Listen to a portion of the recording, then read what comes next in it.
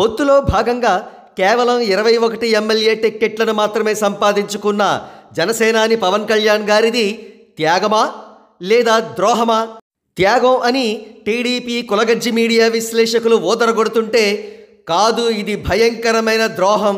జనసేనను నమ్ముకుని టికెట్స్ను ఆశించిన వారికి జనసేనాని ద్వారా కలిగిన భయంకరమైన ద్రోహం ఇది అని విశ్లేషకుల మాట.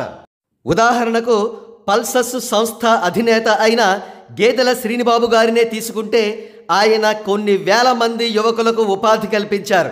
ఆయన విజయనగరం టికెట్ను జనసేన నుంచి ఆశించారు. ఆయనకు ప్రస్తుతం మొండి చెయ్యే మిగిలింది. టీడీపీ క్యాండిడేట్ మాధవ్ను గేదెల శ్రీనిబాబు గారికి బదులుగా విజయనగరం ఎంపీ కంటెస్టెంట్గా ఖరారు చేశారు. మరో ప్రక్క విజయవాడ వెస్ట్ నుంచి ఎమ్మెల్యే టికెట్ను ఆశించిన జనసేన స్ట్రాంగ్ లాయలిస్టు పోతిన మహేష్ గారికి కూడా మొండి చెయ్యే మిగిలింది. ఆయన బదులుగా విజయవాడ వెస్ట్ నుంచి బీజేపీ కంటెస్టెంట్ నిలబడతారు.